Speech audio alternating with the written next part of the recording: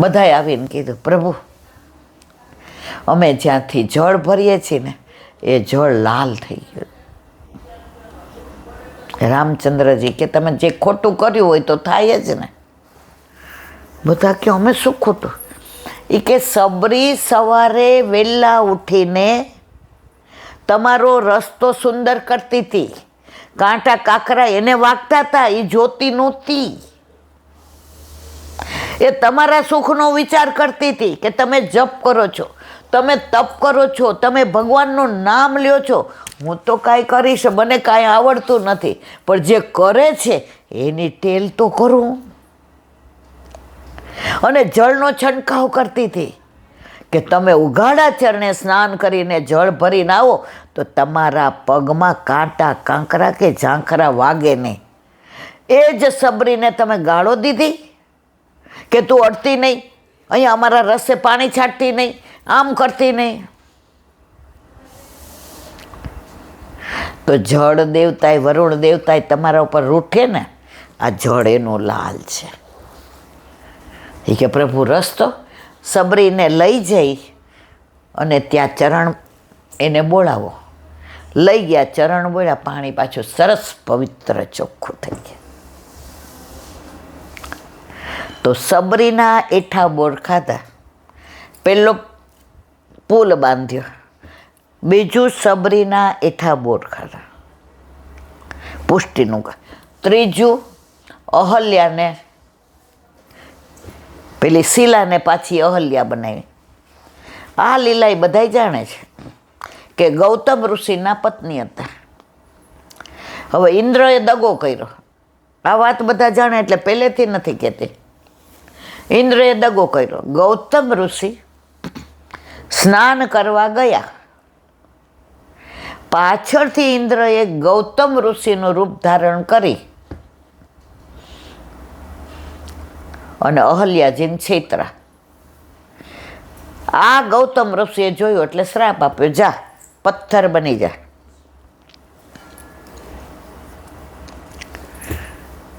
અને અહલ્યા પથ્થર બની ગયા કે પ્રભુ આમાં મારો તો કઈ વાંક નથી ને, આમાં હું ક્યાં દોષી છું? તો કે રામચંદ્રજી આવશે ને એને ચરણ સ્પર્શ થશે ને આ પથ્થરને, શિલાને, એટલે પાછી તું અહલ્યા બની જઈશ. એટલે તો લો કેવટ રામ લક્ષ્મણ જાનકી આવ્યા, કે આ પાર ઉતાર, એ કે બિરાજો, એ કે ઉભા રહ્યો, પેલા ચરણ પક્ષાઈ લો. એ કે કાં? એ કે આ નાવ એક જ છે, ના ચરણમાં તો એવું સામર્થ્ય છે કે પથ્થરમાંથી ને નારી બનાવી દો. ધોળ છે મર્યાદાનું, મને બહુ યાદ નથી. પગ મને ધોવા દ્યો રઘુરા, તમારા પગની રજ અડે નારી બની જાય. પગ મને ધોવા, તમે તો પગ અડાડો તો આ મારી નાવ નારી બની જાય. આ એકને નથી ખવડાવી શકતો, બીજીને ક્યાં કરું? ઊભા રહ્યો. લક્ષ્મણ કે હા જોતો. લક્ષ્મણજી અતિશય પ્રેમ કરતા હતા રામચંદ્રજીને. એ કે એક તો મોડું થાય છે ને, હા પાછો કેવટ. ઈ કે ઘરેથી ને વાંસની પરાત લેવો તો અંદર ભાવ પ્રકાશમાં લખ્યું કેમ વાંસની લાવ્યો? એ કે વાંસની પરાતમાં ચરણ ધોવ ને તો જળ હોય ને એ સુકાય નહીં, અને સુકાય તો અંદર શોષાઈ જાય. તો મારા પછી મારી પેઢીને ચરણામૃત મળે, એના પછી એ પેઢીને ચરણામૃત મળે, એટલે વાંસની લઈ આવ્યો. આખી લીલાઓ બધી બહુ અદ્ભુત છે. હવે સામે કિનારે ગયા. હવે રામજી પાસે કાંઈ હતું નહીં કે આને કાંઈક ઉતરાઈ તો દેવી પડે ને. એટલે સીતાજી કે લ્યો પ્રભુ આ અંગૂઠી આપી દો. કેવટ કે રેવા દો, રેવા દો, રેવા દો. લક્ષ્મણ કે આ તો બહુ નસીબદારનો દીકરો. એ કે લઈ લે ને ભાઈ. કેવટે જવાબ આપ્યો, બધાએ સાંભળવા દો. પ્રભુ આપણા બેનો ધંધો એક છે. લક્ષ્મણજી કે શું? રામચંદ્રજી કે બોલવા દે, બેસ જા. એ કે પ્રભુ આપણા બેન ધંધો એક, આપણે બે નાવિક. એ કે કાં? એ કે તમે બધાને ભવ પાર ઉતારો, હું ગંગા પાર ઉતારો. એક ધંધાવાળા એકબીજાની ઉતરાય ન લે પ્રભુ, ઉતરાય ન લે. એ કે આ ધંધાનો અસૂલ છે. તમે મને ભવ પાર ઉતારો દેજો, હું તમને ગંગા પાર ઉતાર્યા. એક ધંધાવાળા એટલે હિસાબ થઈ ગયો ને પ્રભુ. લક્ષ્મણજી કે આ પ્રેમની તોલે કોઈ ના આવે.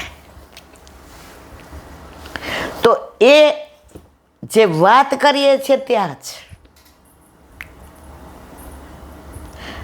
કે અહલ્યાને ચરણ પ્રભુના અયડા શિલાના, તો એ પથ્થરમાંથી ને અહલ્યા બની ગઈ. તો ત્રીજું કાર્ય પણ પુષ્ટિનું થયું. આપણને ઠાકોરજી વલ્લભ પુષ્ટ કરી દે છે.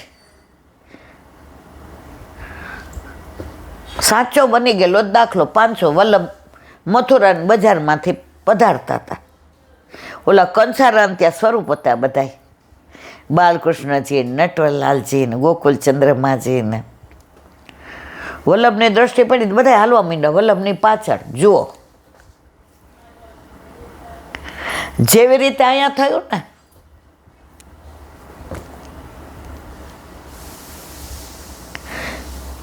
વલ્લભે કહ્યું કૃષ્ણદાસ આ બધા લઈ લે, હવે આ પાછા નહીં જાય. જે મારી પાછળ એકવાર આવે છે ને પાછું નથી જતું. આપણે બધા બ્રહ્મ સંબંધ લઈએ છીએ, પછી પાછા એમ કહી હવે અમને ફાવતું નથી, લઈ લ્યો બ્રહ્મ સંબંધ પાછું. ના, એકવાર જે શરણે આવે છે ને એનો ઉદ્ધાર વલ્લભ કરે છે ને કરે છે. એમાં કોઈ શંકાને સ્થાન નથી. તો આ ત્રીજું કાર્ય પથ્થરમાંથી અહલ્યા બને. હજી એ કર્યું, દશરથ રાજા મર્યાદા માર્ગે, અને એણે કેવો મોટો દોષ કર્યો હતો કે ભગવાનને વચન નિભાવવા માટે 14 વર્ષનો વનવાસ આપ્યો. રઘુકુલ રીત સદા ચલી આઈ, પ્રાણ જાય અરુ બચન ન જાય. પેલા તો આવા બધા હતા, પ્રાણ જાય, પણ અત્યારે તો અભી બોલા ને અભી ફોક. પદ્મનામદાસની દીકરીની વાર્તામાં આવે છે, એની નાની દીકરીને હગાઈ કરીને આવ્યા તો મોટીએ કીધું, એ કે બાપા આપણે આમની યાર ન કરાય. એ કે હવે તોડાય નહીં હો. એ કે જ્ઞાતિમાં એ કે જે હોય તે વૈષ્ણવ છે ને બસ. એ કે એક કામ કરને અંદરથી એક ચપ્પુ લાવ. એ કે ચપ્પુ શું કરવું છે? એ કે જે અંગૂઠાથી તિલક કર્યું ને જમાઈને નક્કી કર્યું એ અંગૂઠો કાપી નાખું તો તોડાય. જો અંગૂઠો તિલકવાળો ન તોડાય ને તો જેને તિલક કર્યું છે ને એ સંબંધ ન તોડાય. પેલા વચનનો આવી કિંમત હતી. અત્યારે તો આપણે 10 જણ સાક્ષી હોય ને અને કોર્ટમાં એ 10 ને રજૂ કરીએ ને પૈસા આપી દે એટલે એ આપણી વિરુદ્ધ જ બોલે. કળિયુગનો પ્રભાવ. તો ચોથું રાજા દશરથ કૈકેયીના વચન માટે આ બધું કર્યું. કૈકેયીને સંગ કોનો હતો? જો વલ્લભે એટલે જ કહ્યું છે દુસંગથી દૂર રહેવું. સંગ ન મળે તો એકલા રહેવું, અસંગ રહેવું, પણ દુસંગમાં ન જવું. મને બરાબર યાદ છે, અમે નાના હતા ત્યારે ઓલી ભોપુવાળી એમ્બેસેડર આવતી. પેલા બધા બીડીને બહુ પીતા સિગારેટોનો. તો હવે અમે ક્યાં જતા તેવું નાની હતી યાદ નથી, પણ મને પ્રસંગ યાદ આવ્યો કે સંગની અસર કેવી થાય છે. પહેલાં તમે બસમાંથી ઉતરો ને પછી તમારે કેળીએ ક્યાંય જવું હોય ને તો નીકળી હોય તો આપણને બિહાર લે, પછી સમજીને આપી દઈએ. તો એમાં કેટલાય ભર્યા હતા. તો અમે જ્યાં ઊભા હતા ને ત્યાં એક સાધુ મહારાજ એને બધા ઓળખતા હતા. એટલે એમને પગમાં વાગ્યો તો કાંટો, એટલે એ પાટો બાંધેલો હતો અને હાલી નહોતા હાંકતા. એટલે ઓલો નીકળો ને એમ્બેસેડર વાળો, એણે કીધું બાપુ આવી જાઓ. એ કે પણ અમે 4 નો આવીએ. એટલે અમે 3 હતા, હું ને બા ને મને લાગે નાનો ભાઈ, બહુ યાદ નાના હોય એટલે યાદ નહીં. એ કે 4 નો આવીએ. એટલે મારી બાએ કીધું કે ના ના બાપુ આપ બિરાજો, અમે તો હાલીને આમ કેડીએ હાલીને અમે તો ટેવાયેલા જ. એ કે પહેલાં તમે 3 બેસો, જગ્યા હશે તો હું બેસી. આ સંત આવે ને ત્યાં વસંત ખીલે, એને કહેવાય સંત. હવે જે ઓલો ભાઈ હતો ને ડ્રાઈવર, એ બીડી પીતો હતો, બધાને ખબર હતી. એટલે ઓલા સંત આ બધી વાથાકોટ કરતા હતા ને, તો એની બાજુમાં જે ભાઈ બેઠા તેણે કીધું, જો આ સંત મહાત્મા આવે તાર બીડી નહીં પીવે, તું તો ઈ કે ચેન સ્મોકર છો. અમે બેઠા તું તો બીડી જ પી કરે છે. એ કે બાપુ બેહતા હોય તો બીડી એટલી વાર નહીં પીવું. એ કે કલાકનો રસ્તો છે, એ કે કલાક નહીં પીવું. એ કે આ 2 કલાકમાં તો તે 2 જોડી ફૂકી મારી. કલાક નહીં પીએ? એ કે ના. એ કે તો બાપુને વિનંતી કરો, ઓલો ઉતરો, બાપુ આગળ બિરાજો. એણે જે ઓલો પન્યું હતું ને એ પાથરી દીધું. લોલો જે ડ્રાઈવર હતો એ કે બાપુ આ ગાડીને પાવન કરો ને. એ કે પેલા ભાણકીને ને ભાણિયાને ને બેનીને બેહાડ દે. 3 જણા જેન્ટ્સ ઉતરી ગયા. એ કે બાપુ અમે હાલીને આવશું, અમે બેનીને ઓળખીએ છીએ.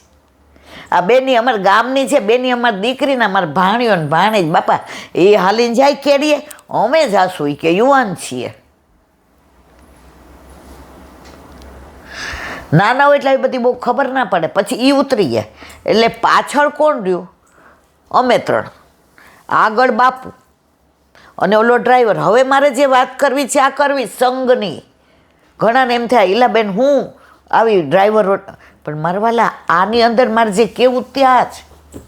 એટલે બાપુ બેઠા, એટલે રસ્તે તો બધી વાતો ભગવાનની જ કરે, બીજી તો કરે જ નહીં. લોલા ડ્રાઈવરને બીડીની જે આમ હેવી તલપ હેવી, તો એને એમ થયું કે ક્યાંક ભૂલમાંય ખિસ્સામાંથી બીડી કાઢું અને પીવાઈ જાય તો બાપુ તો ઉતરી જાય. અમારી ગાડીમાં બાપુ બેઠા જ અને એની પાછળ આ ભાણિયાને ભાણીને બેન બેઠી જ. એણે શું કર્યું? એ કે બાપુ આવું હોય. એ કે હવે બાપુ તો બધું જાણતા હતા. ઝાડની પાછળ જઈને 2 બીડીની જોડી હતી ને આમ ચોડીને ફેંકી દીધી. કારણ કે ત્યારે પાનના ગલ્લાને એવું રસ્તામાં નહોતા. ફેંકીને ઓલી જે ધૂળ હતી ને એનાથી હાથ બરાબર ઘસી નાખ્યા, લોહી નીકળે એમ. કે હું ડ્રાઇવિંગ કરતો હોઉં ને બાપુ બાજુમાં બેઠા હોય ને ભૂલમાં મારો હાથ આમ થઈ જાય તો બાપુને ઓલા બીડીના તમાકુને ક્યાંક સ્પર્શ થઈ જાય. આ સંઘની અસર જુઓ તમે. એ આવ્યો એટલે બાપુ હૈસા. બાપુએ કીધું લે આ મિશ્રી ઠાકોરજીને. ઓલો કે હજી તો બીડીની ઓલી વાળીને નાખી, ત્યાં બાપુએ મને મિશ્રી આપી. એટલે એણે પાછળ જોયું કે આ 2 ભાણિયાને ભાણી અને બેની બેઠી છે ને હું મિશ્રી મોઢામાં કેમ નાખું? બાપુ કે તું મિશ્રી ચગડ, તાર મોઢામાં બીજી વાસ ન આવે ને. કે બાપુએ શું કીધું? તારા મોઢામાં બીજી વાત. ઓલો સમજી ગયો. એ કે બાપુએ પેડા બનાવેલા હતા, એ અમને દીધા, એકનો આપ્યો. બાપુના જે ખિસ્સામાં રેશમી કપડું હતું એ કે લ્યો ઠાકોરજીનો પ્રસાદ. આખા રસ્તે એણે સંઘ ને દુસંગની વાતો કરી. એ કે કેસર ભેગી ડુંગળી મૂકો તો વાસ કોની આવે? ત્યારે કાંઈ બહુ જો નાના હોય ને એટલે આમ જોવા મનો ને એમાં પછી કેરીની ઝાડ આવે ને તો અમે એમ થાય કે બાજુ અહીંયા કેરી કેવી લટકે છે, તડબૂચ જોઈએ તો એ મન થાય. ટેટી ટૂંકમાં ઉનાળામાં જે બધું આવે આમાં મારું 1% ધ્યાન નહોતું. પણ આ પ્રસંગ અત્યારે એટલે યાદ આવ્યો કે સંગ ને દુસંગ આખા રસ્તે બાપુએ આ બધી વાત કરી. હવે બાપુને ને ડ્રાઈવરને આગળ જવાનું હતું ને અમારે કેડીએ ઉતરી જવાનું હતું. એટલે ઉતરા એટલે મારી બાએ કીધું કે મને લાગે 2 રૂપિયા હતા કે મને કાંઈ એવું બહુ યાદ. એટલે દેવા માંડ્યા કોને? ડ્રાઈવરને. એટલે બાપુ જોતા હતા. લો ડ્રાઈવર કે બેન આપણે 2 એક ગામના છીએ, બાપુને ઉતારીને આવું છે, મારા ભાણિયાના બેનના પૈસા લેવાય કે? બાપુ ક્યાંનો અસર બરાબર થઈ છે. પછી કે બેન તને કાપડામાં કાંઈ માગે તો આપે? એ કે બાપુ આજે ઘણી કમાણી થઈ. બેન કે એ આપી દઉં. એ કે બેન મને કહે છે કે તારે કાપડામાં એને દેવાનું છે. કે બાપુ જે કે એ આપું. આ ગાડી કે ને બાપના બોલથી આપી દઉં. એ કે બેન એમ કહે છે કે તારે બીડીની ને સિગારેટની ચેઇન સ્મોકર આદત છે ને, હવે કોઈ દી. એ કે બેનને ને તમને બેયને વચન આપું છું કે કોઈ બીડી પીતું હશે ને ન્યાય જઈને ગંધ નહીં લો. મારે કહેવાનો આશય એ છે કે વલ્લભે કહ્યું છે દુસંગથી દૂર રહ્યો. આ બાપુનો સંગ લાગ્યો, વૈષ્ણવનો સંગ લાગ્યો, ઓલા 3 ઉતરી ગયા અને આની બીડીની આદત. બાપુ કે એટલે જ અમે તારી કદાચ બેઠા હશું ગાડીમાં. એ કે બાપુ તમે અહીંયા બેઠા ને એ આભા જ કાફી છે. જિંદગીમાં હવે ક્યારેય કે કોઈ બાપુ હજી બીજી એક ખોટી આદત હતી. એ કે મેં તો મારે સાંભળવું નથી, પણ હવે કે બાપુ આ બેનને કાપડામાં આપી દીધું ને કાપડું દીધેલું પાછું ન લેવાય બેન પાસેથી ને. આ પ્રસંગ આમ લૌકિક છે પણ સંગની અસર કે દુસંગની અસર થાય છે એમાં કોઈ શંકાને સ્થાન નથી.